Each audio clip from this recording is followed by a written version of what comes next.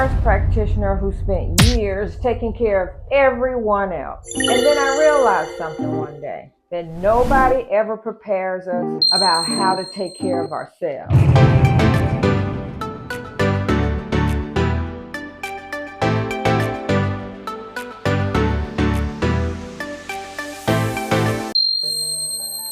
So let me ask y'all something, because this is what I've been thinking about lately. Y'all, what does retirement really look like for people like us? When I say like us, I'm a single black woman in America. So I'm asking y'all right now, number one, do you regret any of the sacrifices you made for your kids?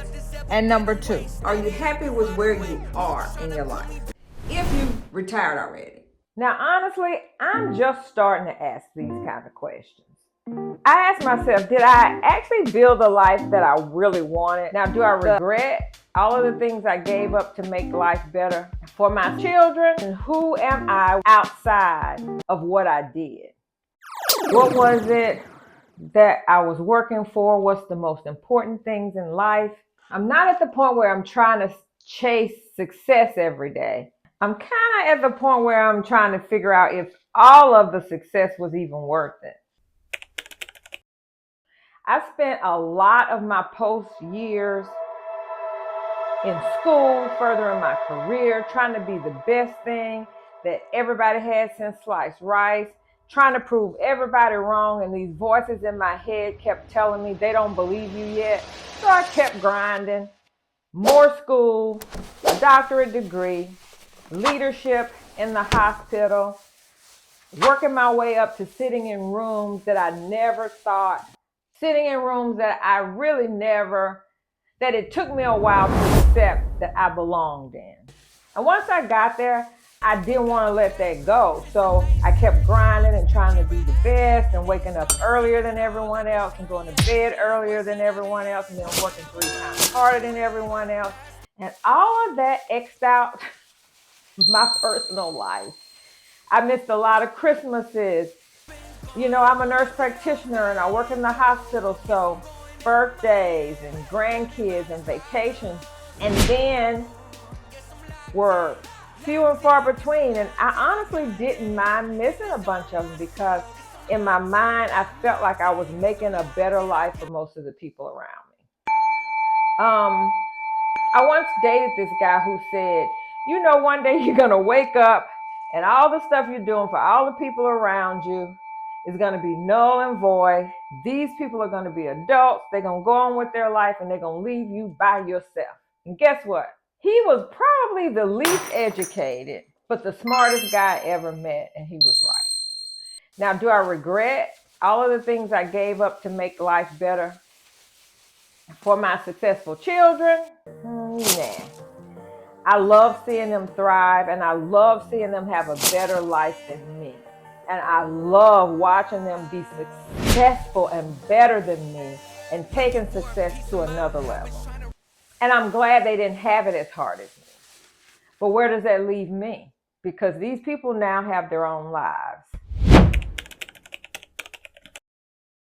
So that leaves me with the question, who am I when I'm not doing all of those things? Now that I've trimmed back my work, only semi-retired. I'm too young to retire, but I've accumulated enough things that I can semi-retire. And I have all of this time on my hands. I really had to do a lot of soul searching to try and figure out who I really am outside of what I did. And believe me, guys, therapy is always an option and it's not as bad as you think. But maybe it is bad as you think if you have enough trauma. But getting through those first 4 or 5 sessions are the hardest, and then you will come to the light and then start working through those tunnels. But back to my story. Here we are together on YouTube.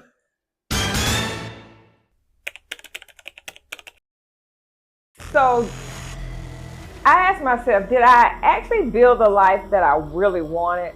The honest truth is I always wanted to be a singer. You know, in my late teens, my early 20s, I did sing professionally. I sang in bands, and I even had the pleasure of being the opening act for acts like Keith Sweat and you know, I was there. I was on the scene in New Orleans, all up in Cafe Istanbul, just for singing my heart out. My daddy told me one day, look, you need a plan B, because your plan A, baby, ain't working. And the look in his eyes let me know that I really did need a plan B. And being an MP is my plan B. But it's led me down a trail that I could have not asked for. I've been blessed, and it's purposeful work. So the answer to the question, did I build the life that I wanted? I absolutely did. I wanted to retire early, not when I was in my 60s. I wanted my children to be safe. I wanted them to be self-sufficient and successful. I wanted to be debt-free, and I did. With the help of the good Lord, I did all of those things. But I didn't consider the stuff that comes with that. Like when you're retired early, nobody else is, and you're the only one home. There are very few of y'all, and you may not want to join the ladies club, the little old ladies club on the street, because you ain't quite there yet. You know, you still like hip hop music and going to concerts, and you know, you did go to the Kendrick Lamar GNX tour. That retired person. There's not a lot of y'all around. And so the answer is I built the life I wanted. And now there's a new chapter, and I'm hoping to find that with this daily diary.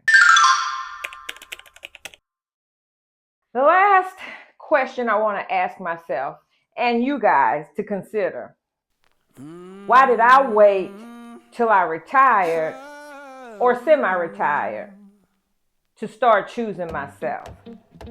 That's an important question. You should be asking yourself that too, because if you wait, you may miss out on some of the peace. You know, and then I look at people my age, I take care of them all the time in the hospital, and some are debilitated, and some people in their late 50s are living in nursing homes. And I really want to be on this side of my semi-retirement at this age, in this health that God has blessed me with. This is the perfect place for me.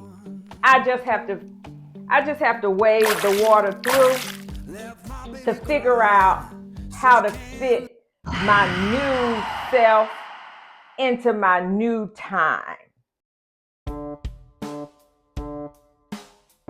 I mean, I ain't talking about nothing, but y'all ain't doing nothing if you're watching me. So I know it's crazy, but come back every Tuesday and let's just talk about nothing together.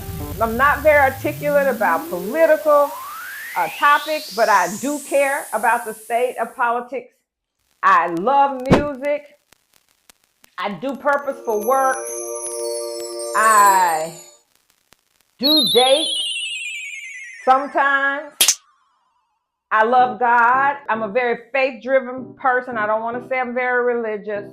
And I'm a PK. I'm a preacher's kid. All of those things. Figure out if that's something you can deal with.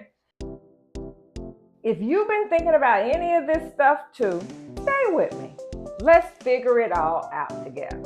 I just want to find other people that are like me and see if we can bond. Is me and you weaving through this life together and seeing what we can come up with. Don't forget to like, comment, and subscribe. And tell a friend to tell a friend. Don't forget, though, to drop me a comment in the chat if you are kind of at the same spot I am in life. Stay tuned for the next video.